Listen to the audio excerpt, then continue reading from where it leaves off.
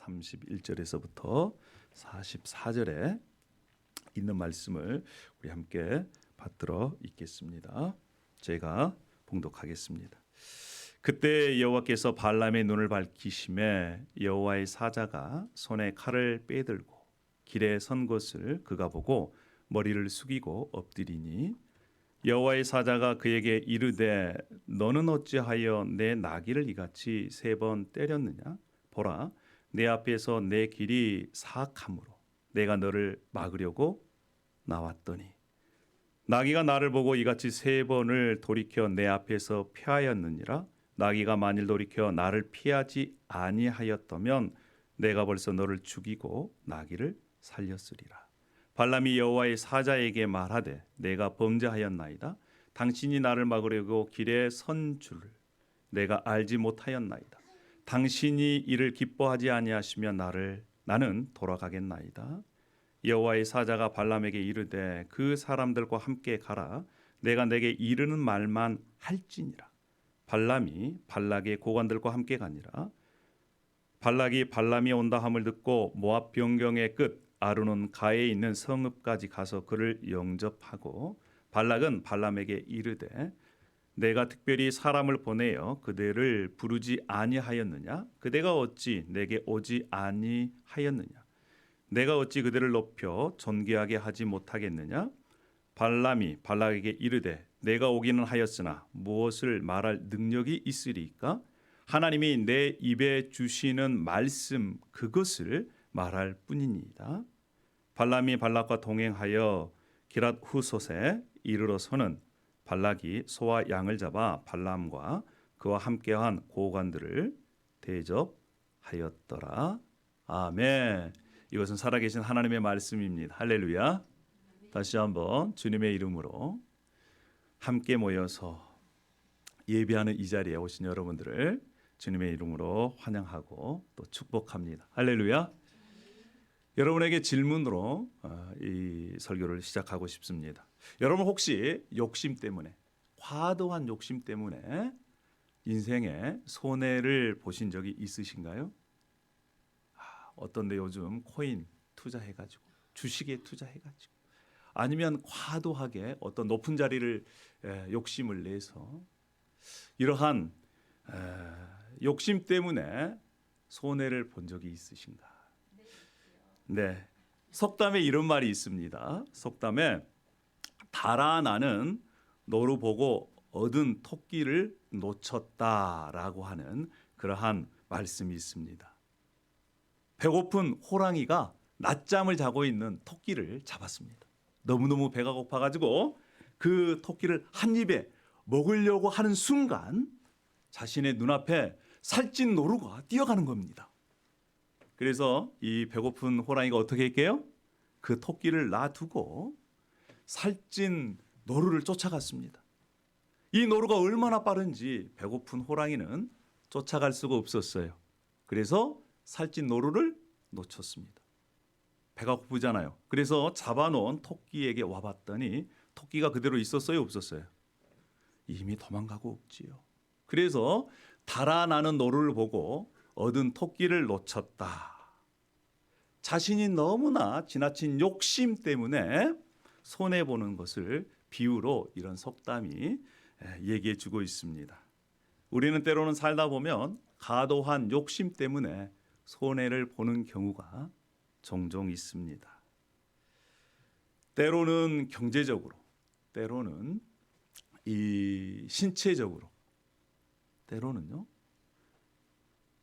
생명까지도 영향을 주는 것이 바로 과도한 욕심, 탐심, 탐욕인 것입니다. 여러분, 우리는 지금 광야를 지나가고 있습니다. 우리의 인생이 뭐예요? 광야의 삶입니다. 광야를 지나 하나님께서 주신 마지막 그곳까지 우리는 지금 걸어가고 있습니다. 그런데 이 광야의 삶에서 필요한 것이 무엇일까요? 흔들리지 않는 믿음입니다. 뿐만 아니라 권위에 대한 순종이에요.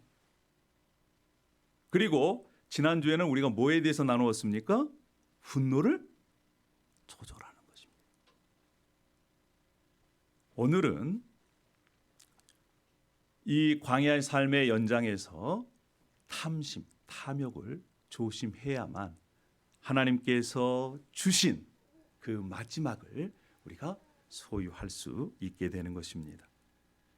자, 오늘 말씀의 배경이 이렇습니다.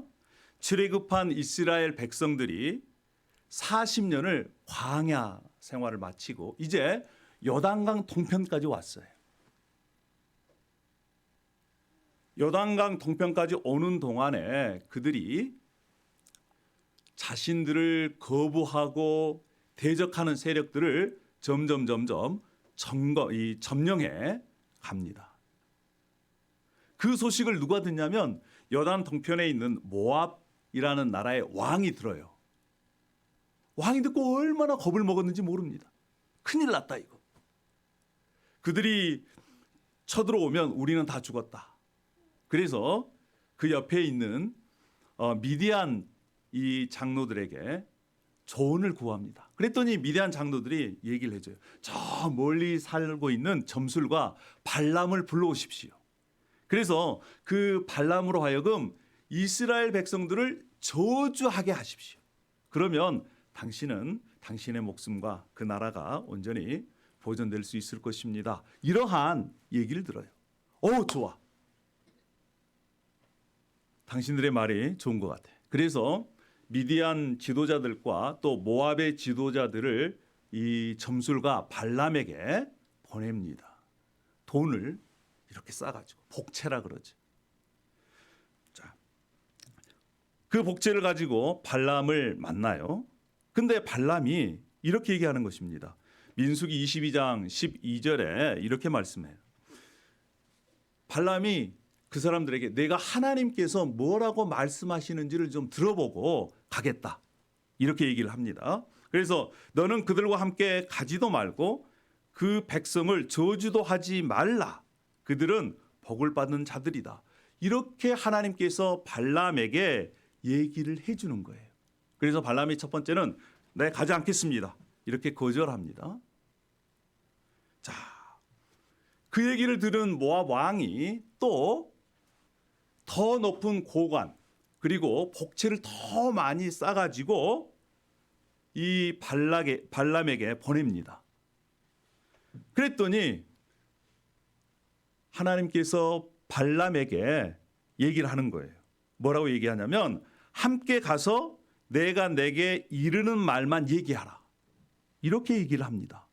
그래서 그 얘기를 듣고 이제 모압 지도자들과 이 주술사 발람이 함께 모압 땅으로 갑니다. 발람이 이 왔다는 소식을 듣고 모압 왕 발락이 신발을 벗고 뛰어와서 맞이해요. 그리고 아주 맛있는 음식을 대접합니다. 그리고 발람을 데리고 산꼭대기로 가서 얘기를 해요. 자, 이제 이스라엘 백성들을 저주하십시오. 이렇게 부탁을 하는데 발람이요 저주를 하지 않는 거예요. 뭐라고 합니까? 축복합니다. 민수기 23장 8절에 이렇게 얘기합니다. 하나님이 저주하지 않으신 자를 내가 어찌 저주하며 여호와께서 꾸짖지 않는 자를 내가 어찌 꾸짖겠습니까? 나는 그렇게 할 수 없습니다. 이렇게 얘기합니다. 그 얘기를 들은 모압 왕이 어떻게 하겠어요? 화를 펄떡 냅니다. 아니 내가 원수를 저주하라고 그 돈을 바리바리 싸가지고 가서 줬는데 저주하기는커녕 축복하다니. 그리고 또 부탁을 해요. 또 데리고 갑니다. 산에 올라가요. 산에 올라가서 또 저주하라고 얘기합니다. 그런데 또 발람이 저주를 안 해요. 축복합니다. 두 번째 축복할 때 우리가 잘 알고 있는 말씀이 여기에 나옵니다. 민수기 23장 19절에 하나님은 사람이 아니시니 거짓말을 하지 않으시고 인생이 아니시니 후회가 없으시다. 어찌 그 말씀하신 말을 행치 않으시며 하신 말씀을 실행치 않으시랴.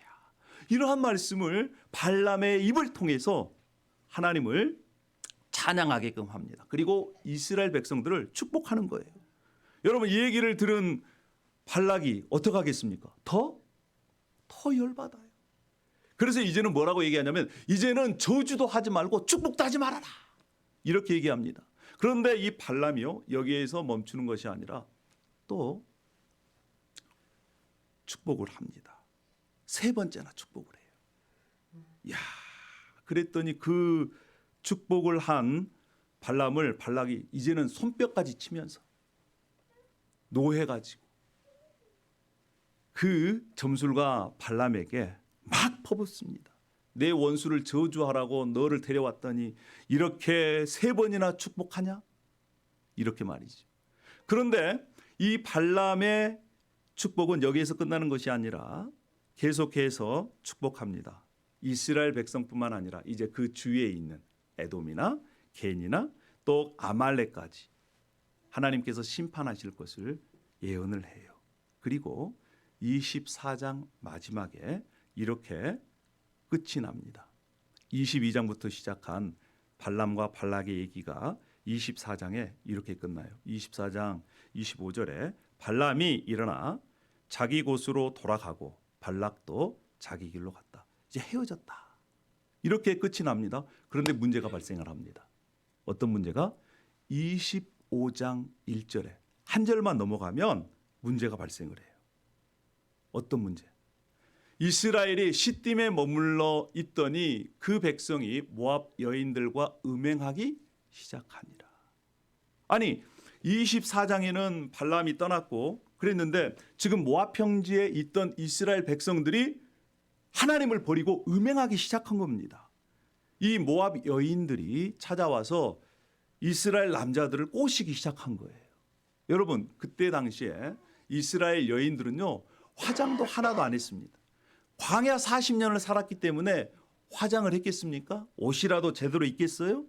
그런데 가나안에 정착한 미디안 여인이나 모압 여인들은요 그때 당시에 화장술이 발달이 됐습니다. 꾸며요. 옷도 화려하게 입어요.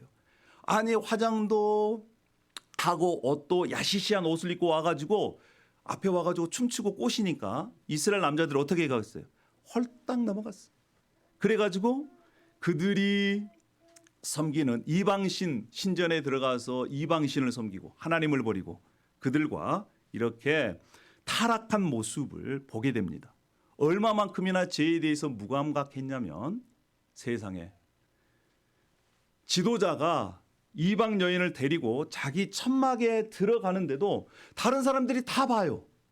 그런데 아무 부끄러워하지 아니하고 이러한 나쁜 짓을 행하는 것입니다. 여러분 지금 그들이 어디까지 왔습니까? 출애굽해서 광야를 지나서 지금 요단강 동편까지 왔어요. 이 요단강만 건너면 어디예요? 하나님께서 약속하신 그 가나안 땅이에요. 근데 그 앞에까지 와서 그들이 하나님을 버리고 우상의 게임이 빠져가지고 음행을 하게 된 것입니다. 그때 하나님이 진노하셔서 그 음행한 사람들을 다 멸절하라 이렇게 얘기하고 있습니다. 여러분 생각해 보십시오. 왜 그들이 이렇게 하나님을 버리고 죄를 범하게 됐을까요? 그 원인은요 우리가 다른 성경에서 찾아볼 수가 있습니다. 원인은 누구냐면 발람이 원인이었어요. 발람. 민수기 31장 8절에 이러한 말씀이 나옵니다. 이제 모세가 여단 동편을 이렇게 다 정복하면서 하시는 말씀이 미디안 5왕을 죽일 때 누구도 죽였냐면 발람도 죽였다는 거예요. 그리고 여호수아서 13장 22절에도 이렇게 말씀합니다. 이스라엘 자손이 그들을 사륙하는 중에 부올의 아들 점술가 발람도 칼로 죽였더라. 아니 생각해 보세요. 그가 만약에 축복만 했다면 왜 그가 이스라엘에 의해서 죽임을 당했을까요? 문제가 있기 때문에 죽임을 당한 거 아니겠습니까? 이스라엘을 대적했기 때문에 죽임을 당한 거 아니겠어요? 자, 신명기 23장 5절은 모세가 마지막 고별 설교를 합니다. 그동안 일어났던 일들을 회상하면서 이런 얘기를 하세요. 하나님 여호와께서 이스라엘 너희들을 얼마나 사랑했는 줄 아니? 세상에 여호와 하나님께서 발람이 저주하는 말을 듣지 아니하시고 그 저주를 변하여 복이 되게 하셨다. 이렇게 고백을 합니다. 이 말씀에 근거하면 성경 민수기에는 발람이 이스라엘 백성에게 축복만 했지만 축복만 한 것만 기록해요. 그런데 발람이 모르게 이스라엘 백성들을 저주했다는 것을 알 수 있습니다. 그래서 저주했기 때문에 이스라엘 군대가 정복할 때 발람도 죽였다는 거예요. 이 얘기는 여기서 멈추지 않습니다. 신약 성경에 베드로후서 2장 15절에도 이러한 말씀이 있어요. 그들이 바른 길을 떠나 미혹되어 부올의 아들 발람의 길을 따르는도다. 그는 불의의 싹을 사랑하다가 그렇습니다. 불의의 싹을 사랑했다는 거예요. 즉 탐욕의 마음으로 발락이 준비한 그 복채의 마음이 쏠려가지고 하나님께서 주신 말만 하라 라고 하는 것을 어기고 이스라엘 백성들을 저주한 겁니다. 올무를 놓은 거예요. 유다서도 마찬가지고 특별히 요한계시록 2장 14절에 발람의 사건을 이렇게 말씀하고 있습니다. 발람이 발락에 가르쳐 이스라엘 자손 앞에 걸림돌을 놓아 우상의 제물을 먹게 하였고 또 행음하게 하였느니라. 여러분 이스라엘 백성들이 모압 평지에 있던 그 백성들이 갑자기 여인들에게 빠져가지고 여인들의 꾀임에 넘어간 이유가 뭐예요? 그 전략을 누가 세워준 겁니까? 발람이 세운 겁니다. 그래서 그것 때문에 이스라엘 백성들이 타락하고 하나님의 심판을 받고 발람도 죽임을 당하게 된 것입니다. 여러분 성경 읽어보면요, 발람이 최소한 6번 하나님을 만납니다. 그리고 하나님으로부터 말씀을 받습니다. 그런데 하나님의 말씀을 받아서 입술로는 하나님께서 얘기하신 축복을 이스라엘 백성들에게 하지만 마음속에는 뭐가 있어요? 복채가 있는 거예요. 발락 모압 왕이 준비해 놓은 그 복채, 그때는 금이겠죠. 그것이 있기 때문에 입술로는 하나님이 주신 말씀을 선포하지만 마음속에는 항상 그 욕심의 탐욕의 탐심이 있어요. 그러니까 겉으로는 축복하고 몰래 어떻게 해요? 이스라엘 백성들이 올무에 빠져서 타락하도록 그러한 계략을 세운 것입니다. 여러분 우리도 마찬가지예요. 탐심이 탐욕이 우리 가운데 있으면 우리는 그 죄를 떠나지 못합니다. 반복적이고 습관적인 죄를 계속해서 짓게 되는 거예요. 그리고 그 결과 죽음으로 생을 마감한 그러한 경우를 우리는 성경에서 너무나 많이 봅니다. 여호수아서의 대표적인 인물이 아간이라는 사람이에요. 아간도 탐욕, 탐심을 이기지 못해서 그도 죽임을 당했습니다. 엘리의 제사장이 나옵니다. 사무엘상에 두 아들 홈리와 비나스. 그도 탐욕을 이기질 못해서 하나님의 심판을 받습니다. 신약 성경에는 아나니아와 삽비라가 있어요. 여러분 저는 성경을 읽으면서 제일 불쌍한 사람 중에 한 사람이 가룟 유다라고 생각합니다. 그는요 예수 그리스도를 바로 옆에서 지켜봤어요. 함께 먹고 함께 잠을 잤습니다. 그러나 그가 끝내 자신 속에 있는 그러한 탐심, 탐욕을 이기지를 못해서 사탄의 유혹에 넘어가서 예수님을 은 30냥에 팔고 그도 비참한 죽음을 맞이한 사람이에요. 성경을 읽어보면 이렇게 탐욕에 이끌려서 인생을 쓸쓸하게 마감한 사람이 한두 명이 아닙니다. 바울 사도와 함께 사역했던 데마라는 사람이 있었습니다. 그 데마의 마지막 인생의 한 줄로 표시합니다. 그는 세상을 사랑하여 데살로니가로 갔고, 여러분 그때 당시에 데살로니가는 환락의 도시입니다. 세상을 사랑하여 데살로니가로 갔다는 것은 무엇을 의미해요? 그가 예수 그리스도를 버리고 자기의 욕심에 끌려 탐욕에 끌려 그렇게 신앙을 버렸다. 우리가 이렇게 이해할 수가 있습니다. 저는 여러분 탐욕에 빠지면 우리의 육신의 해뿐만 아니라 영적으로도 심각한 어려움을 가져올 수 있어요. 그러면 탐욕이란 무엇일까요? 탐욕은 어떻게 발생합니까? 탐욕은요, 에덴 동산에서도 발생한 겁니다. 뱀으로 위장한 사탄이 나무를 보고 바람을 훅 불어넣습니다. 그랬더니 이 하와가 그 나무를 보니까 나무를 본즉 어떻게 해요? 먹음직도 보암직도 하고 지혜롭게 할 만큼 탐스럽다. 이러한 표현으로 어떻게 탐욕에 이끌린지를 보여주고 있습니다. 여러분, 탐욕은요, 마음이 끌려가는 거예요. 원하는 것입니다. 즐기는 거예요.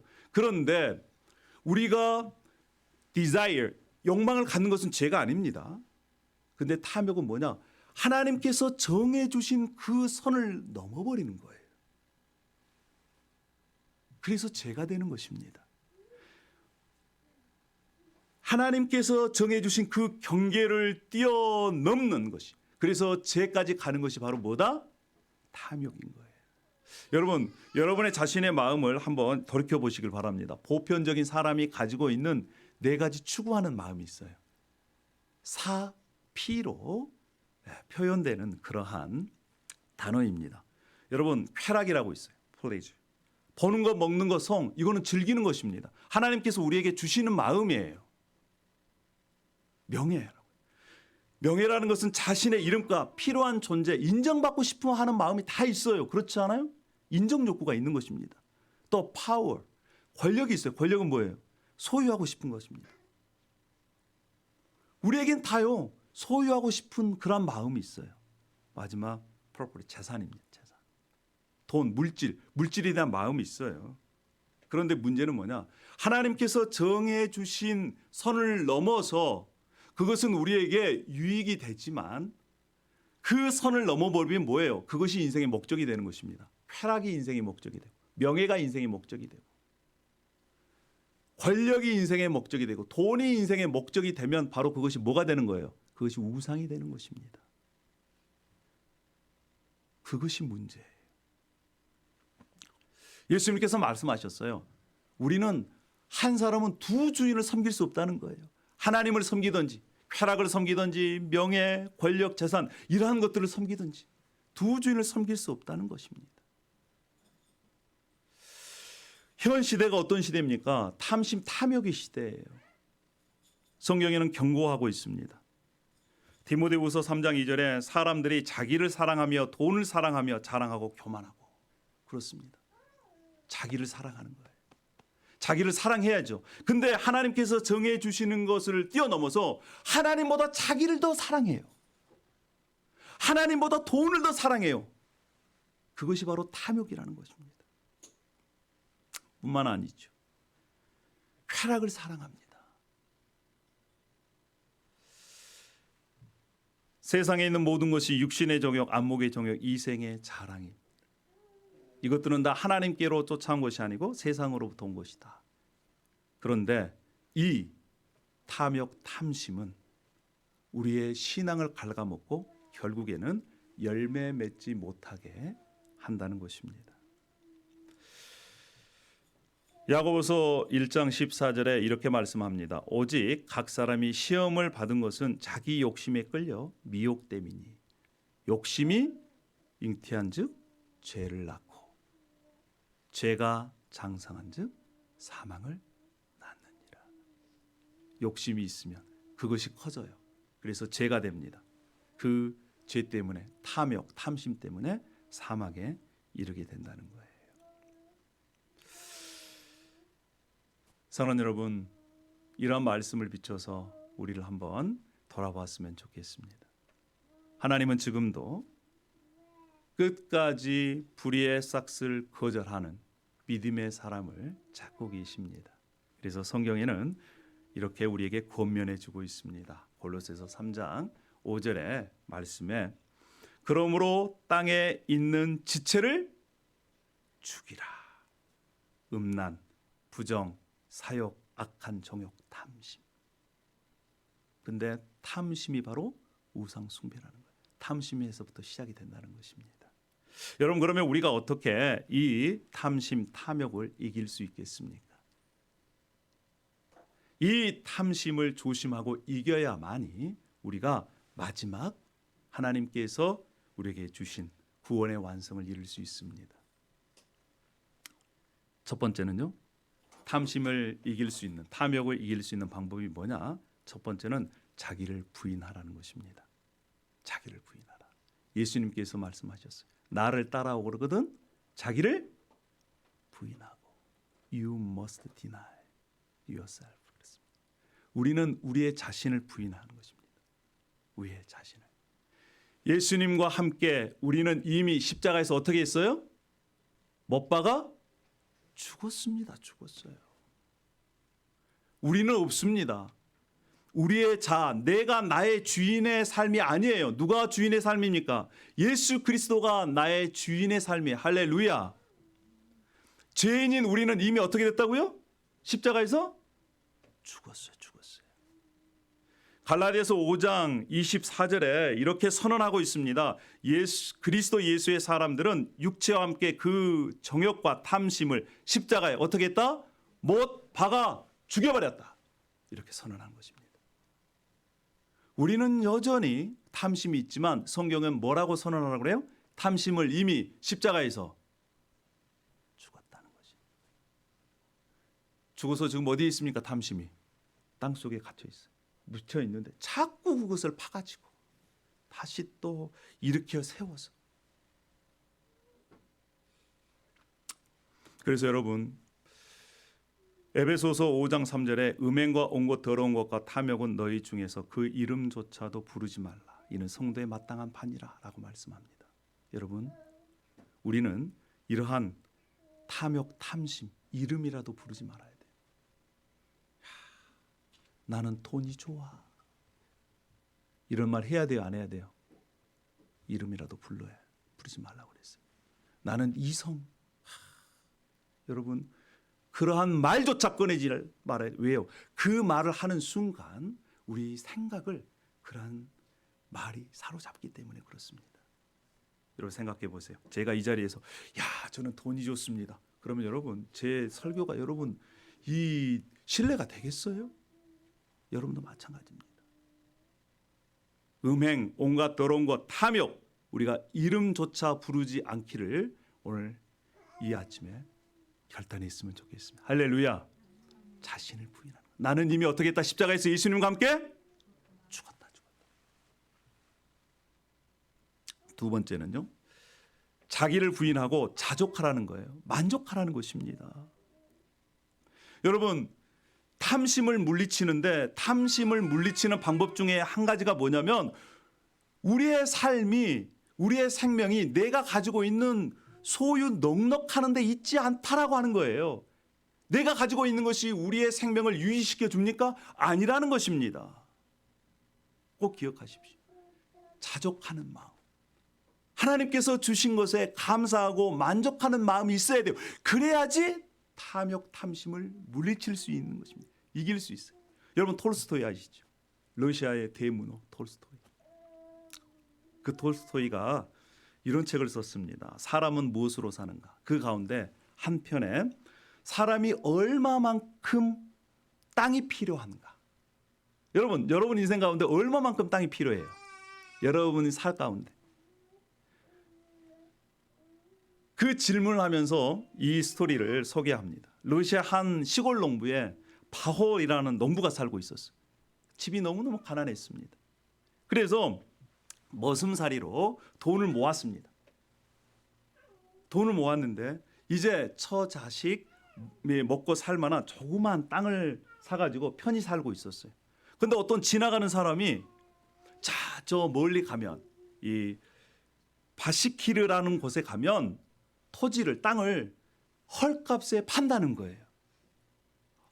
그 소식을 듣자 이 개나리 보찜을 지고 이 바울이 7일 동안을 쏜살같이 달려갑니다. 그리고 그 땅 주인을 만나요. 그 땅 주인이 뭐라고 얘기하냐면 막대기를 하나 줍니다. 그리고 해가 뜰 때에 막대기를 잡고 선을 그으라는 거예요. 금을.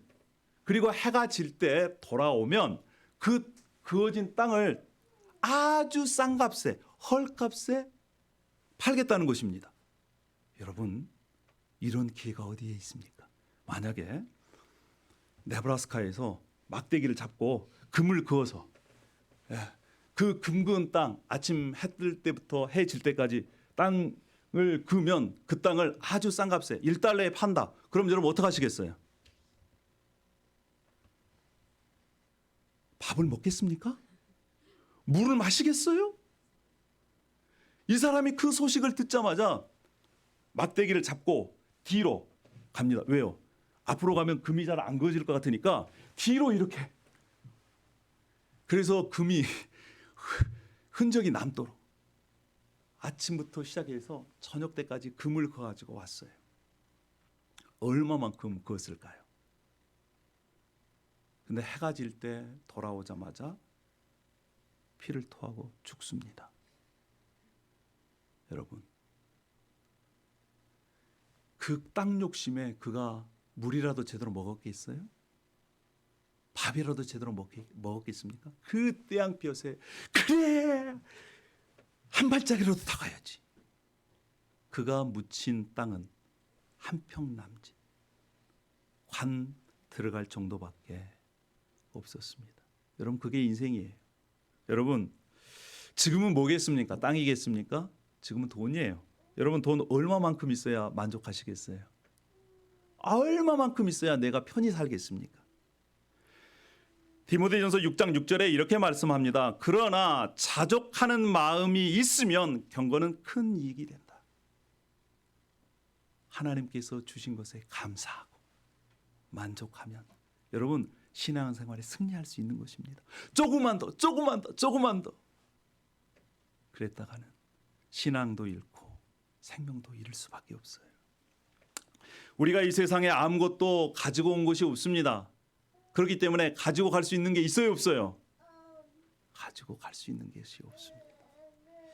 그래서 디모데전서 6장 8절에 우리가 먹을 것과 입을 것이 있은즉 족한 줄로 알 것이다. 여러분, 먹을 것과 입을 것 있어요, 없어요? 예, 제가 볼 때는 먹을 것과 입을 것, 그러면 우리가 하나님 앞에 감사하고 만족하는 그러한 삶을 살았으면 좋겠습니다. 만약에 그렇게 못하면 어떻게 될까요? 부하려고 하는 자들은 시험과 올무와 여러 가지 어리석고 해로운 욕심에 떨어지나니 곧 사람으로 파멸과 멸망에 빠지게 하는 것이라.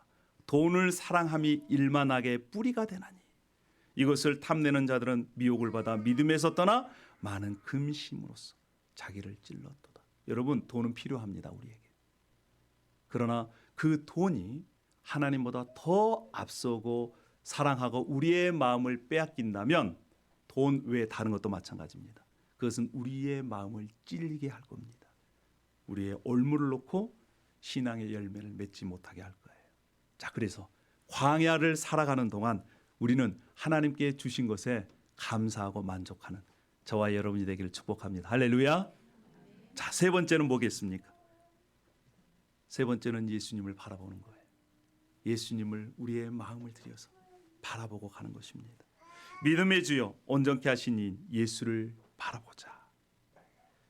네 번째는 뭐겠습니까? 네 번째는 성령 충만을 받는 거예요. 이제 자기를 부인하는 것은 자신을 비우는 것입니다.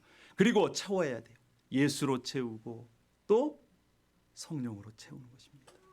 오직 성령으로 충만함을 받으라. 내가 이르노니 너희는 성령을 따라 행하라. 그리하면 육체의 욕심을 이루지 아니하리라. 이렇게 말씀하고 있습니다. 우리 인간은요, 채워야만 살 수 있는 존재. 하나님께서 그렇게 우리를 만들어 놓으셨습니다. 채워야 돼요. 그러니까 하나님으로 안 채우면요, 다른 것이 우리의 마음을 채우게 되어 있습니다.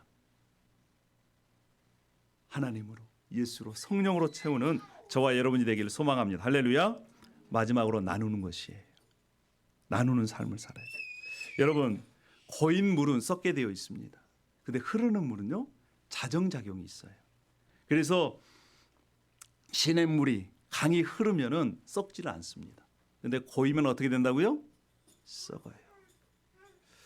여러분, 우리가 축복의 통로로 사는 저와 여러분이 되기를 소망합니다. 그러므로 우리는 기회 있는 대로 모든 이에게 착한 일을 하되 더욱 믿음의 가정들에게 할지니라. 흘려보내는, 하나님께서 주신 은혜를 흘려보내고 사랑을 흘려보내는 삶. 그러면 우리가 탐욕의 올무에 걸리지 않을 수가 있습니다. 요즘 제가 이 러닝을 합니다. 그동안은 살이 많이 쪄가지고 무릎도 안 좋아서 달리기를 하면 힘들었어요. 근데 몇 주 전부터 달리기를 시작했습니다. 할 때마다 갈등이에요. 1마일 뛰고 1.5마일, 2마일. 어제는 뛰는 시간이 3.75마일까지 올라갔습니다. 한 40분 뛰어요. 그런데 뛸 때마다 야, 오늘도 힘들 텐데 이런 갈등이 있어요. 뛰고 이제 반환점을 돌아오는데 포기할까? 야, 어떡하지? 마음이 갈등이 막 생기더라고요. 근데 어떤 사람이 달리기를 하는 거예요. 그러니까 저 앞에 달리는 것입니다. 그래서 제가 그 사람과 함께 뛰었어요. 그랬더니 훨씬 더 달리는 것이요, 훨씬 수월해졌습니다. 그때 제가 함께 가야 되는구나. 혼자는 힘들지만 함께 탐심을 제어하고 탐심을 조심하고 탐심을 이겨내는 한 공동체의 무리를 이뤄서 함께 가는 것이 신앙의 승리하는 길이구나. 어제 다시 한번 깨달았습니다. 그리고 이제 그 사람은 선수더라고요. 제가 함께 가는데 얼마 가다가 사라져 버렸어요. 힘들어. 이제 얼마 남지 않았어. 목표가 저기 담아 있어요. 자, 조금만 더 가면 되는데 목표가 얼마 남지 않으니까 위기가 또 오는 거예요. 이제 거의 다 왔구나. 거의 다 왔구나. 조금만 가면 되는데. 근데 이제 힘들어서 안 되겠어요. 포기할까? 근데 설교를 준비하다가 이 말씀이 생각이 나는 거예요. 야, 이스라엘 백성들이 요단강 통편까지 그렇게 어렵게 왔는데 조금만 말씀을 듣고 제대로만 했으면 요단강을 건너서 가나안 땅에 들어갈 수 있는데, 그렇지, 나도 조금만 참아야지. 힘을 내서 결승전에 딱 들어왔어요. 이야, 그때 하나님께서 주시는 성취감. 물론 땀은 젖었고 힘들었지만 이런 거구나. 이런 거구나. 여러분, 오늘도 내일도 달리기는 또 시작될 거예요. 그런데 매일 갈등할 거예요. 오늘도 또 해야 되나? 그런데 그 갈등을 이겨내면 조금 더 멀리 가고 조금 더 멀리 가고, 그때마다 하나님께서 성취감을 주시고 또 새로운 목표를 주실 것이다. 이런 기대가 있습니다. 여러분, 우리는 광야의 삶이에요. 매일매일 우리는 탐욕과 싸우고 사는 삶입니다. 그런데 한 번 이기기 시작하고 두 번 이기면 조금 더 강화되고 조금 더 강화되고 언젠가는 주님께서 우리에게 주시는 온전한 데까지 이를 줄로 믿습니다. 할렐루야. 그런 마음으로 우리 광야 생활에 함께 마음을 합쳐서 탐심을 조심하고 이기는 저와 여러분이 되기를 소망합니다. 할렐루야. 기도하겠습니다. 할렐루야. 아버지 하나님, 은혜와 사랑을 감사합니다. 우리가 살아가는 이 광야의 삶 가운데 특별히 탐심, 탐욕 조심하고 또 그것을 이겨낼 수 있는 믿음을 저에게 더하여 주시옵소서. 우리가 날마다 자신을 부인하고 하나님께서 주시는 것에 대해 감사하고 만족하고 예수님을 바라보고 성령으로 충만해서 우리에게 채우고, 그리고 하나님께서 주신 은혜와 사랑을 또 물질을 나누며 탐심을 이겨가는 연습을 할 수 있도록 도와주시기를 원합니다. 그것이 매일매일의 삶 속에서 우리가 승리하는 삶을 살아갈 수 있도록 인도하여 주시옵소서. 예수님의 이름으로 기도 올려옵나이다. 아멘. 다 함께 일어나